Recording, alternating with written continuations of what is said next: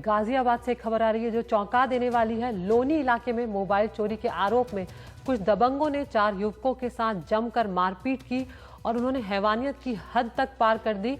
उन्होंने इन लड़कों के गुप्तांग में पेट्रोल डाल दिया। प्राइवेट पार्ट्स में यानी गुप्तांगों में पेट्रोल डाल दिया। ये दोनों नाबालिग बताए जा रहे हैं जिनका इलाज अब जीटीबी अस्पताल में चल रहा है और उनकी हालत नाजुक बनी हुई है।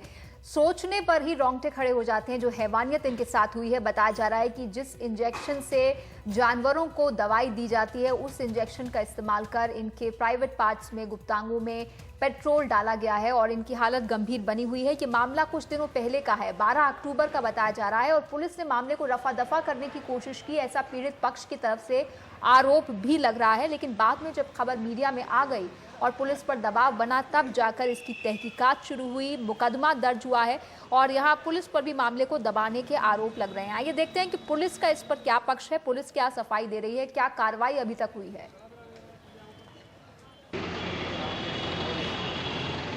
ये लोनी की जो ये घटना थी करीब 12-13 तारीख की घटना थी और पुलिस के जब संज्ञान में और मेडिकल रिपोर्ट आने के बाद कल इसको तरमीम कर दिया गया विविध धाराओं में, जो आईपीसी की धारा 377 और 326 में इसको हम लोगों ने तरमीम कर दिया है। और इसके बाद उसमें से जो 2 मुख्य एक्यूज थे उनको पुलिस ने अरेस्ट कर लिया, अरेस्ट करके जेल भेज दिया है। तीसरे अभियुक्त को भी जल्दी ही हम अरेस्ट कर लेंगे। तो हमारे साथ ज्यादा जानकारी के साथ जुड़ गए हमारे संवाददाता पिंटू तोमर। पिंटू, इस वक्त उन युवकों की हालत कैसी है जिनके गुप्तांगों में पेट्रोल डाल दिया गया? जी देखिए, जो वेस्ट होता है बॉडी का वो अभी भी पेट के रास्ते ऑपरेशन करके निकाला जा रहा है। वो जो पार्ट्स हैं बेहद नाजुक होते हैं, जिस कारण से अभी वो नॉर्मल एक आदमी जिस तरीके से जिंदगी जीता है उस तरीके से नहीं आ पाए हैं। डॉक्टर पूरी कोशिश कर रहे हैं कि उनको एक दोबारा से जैसी जिंदगी होती है एक आम आदमी की वैसी दी जा सके। हालात अब भी उनके गंभीर बने हुए हैं। जी पिंटू, 9 दिन हो गए इस मामले को। आरोप लग रहा है कि पुलिस मामले को रफा दफा करने की कोशिश कर रही थी। मुकदमा भी मीडिया में खबर आने के बाद दर्ज हुआ है। कुछ ऐसे भी आरोप हैं कि जो आरोपी हैं वो सत्तारूढ़ दल समाजवादी पार्टी से जुड़े हुए हैं, उनके रिश्तेदार हैं। इस तथ्य में कितनी सच्चाई है?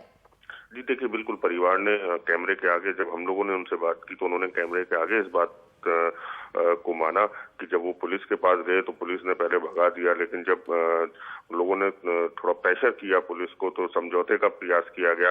बताया जा रहा है कि जो इसमें मुख्य आरोपी है जिसका फोन चोरी हुआ था वो सत्ताधारी पार्टी के नेता का छोटा भाई है, जिस कारण से पुलिस ने कम से कम 1 सप्ताह इस मामले को लटकाए रखा और उसके बाद शुरुआत में उन्होंने बहुत ही हल्की धाराओं में बेलेबल जो धाराएं होती हैं उनमें मुकदमा दर्ज किया।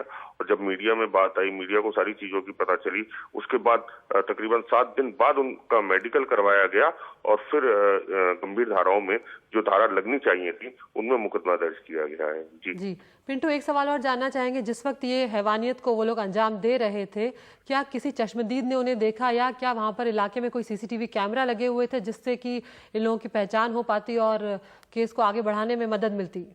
जी देखिए, एक खुला हुआ इलाका था।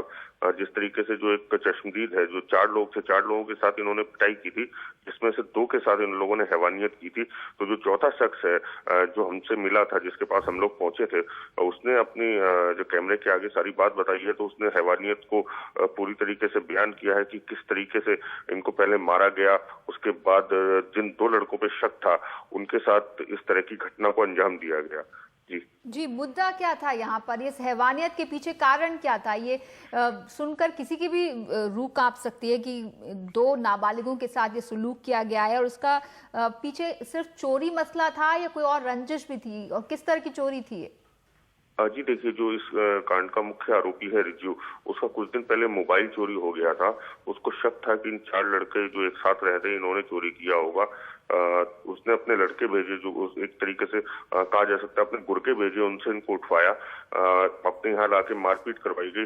लोगों का ये कहना है कि उसका मकसद न केवल अपना मोबाइल था बल्कि इलाके में अपनी एक दहशत कायम करनी थी जिससे लोग डर के रहें उससे।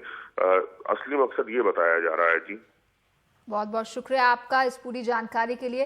तो यहाँ पर हैरान करने वाली, रोंगटे खड़े कर देने वाला ये मामला सामने आया है जहां पर 2 नाबालिगों के शरीर में पेट्रोल डाल दिया गया इंजेक्शन के जरिए और बताया जा रहा है कि जब दबाव पड़ा तब जाकर पुलिस ने कार्रवाई की और आरोपियों को गिरफ्तार किया गया है।